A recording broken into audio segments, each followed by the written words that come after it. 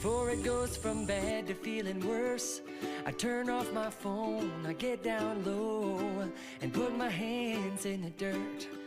I try to stop the world from moving so fast. Try to get a...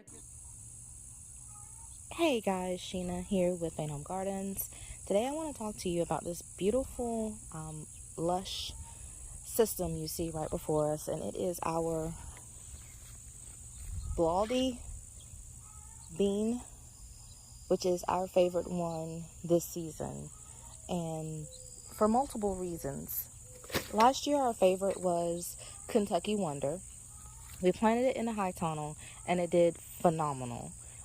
The issues we had though, the issues we had though were many aphids really just destroyed it. We had to keep replanting because of losses related to the aphids. And this particular plant, we haven't had much issue with pest control. Now, we did plant it in the high tunnel, but it did not do well. So I don't think the heat was tolerable for it in there. Even though the reading up on it, it says it's a heat tolerant, drought tolerant. I think the high tunnel was just too much. The leaves were big and beautiful, just as you can see on this plant at the beginning, but then they started to yellow, and no matter what treatments we did for it, it just continued to decline, so we eventually pulled them. Pest pressure in there, again, there was very little. So this is a plant that in our area holds up to pests. I don't know if they're just not attracted. Now you can see there's something eating there that looks like some type of worm, and we've sprayed it once with BT.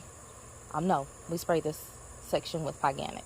Alright, so I got a little scared earlier on with this plant because it gave us, we probably harvested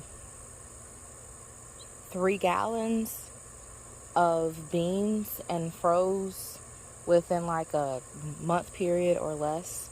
And it's probably like 15 plants here all tangled in together.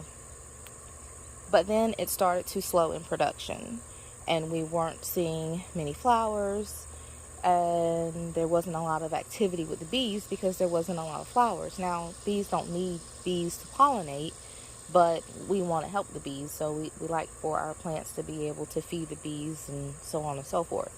So we went ahead and fertilized at the base of the plants with bone meal. And we just sprinkle that out fairly heavy right before rain.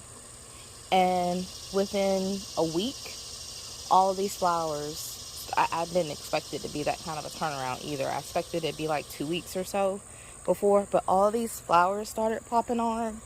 And we're back to our normal production.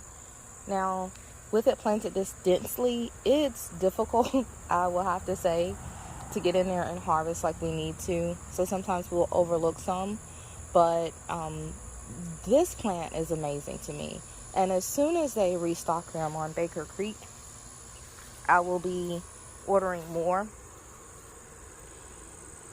And next year we'll put it on a cattle panel trellis, which will be much more sustainable for the weight of the plants. Another thing that we like about this plant is the flavor of the bean itself. It's very delicious, just working, and I'll snack a couple, pop them. They're stringless also, so the only time we've noticed strings getting on them, if there's a really big one that we somehow missed, the flavor is still good, but it will develop a slight string, just a slight one, nothing like overbearing and just like you got to spit it out, but it is noticeable. So if you are looking for something new, something fresh in your garden, why not try it?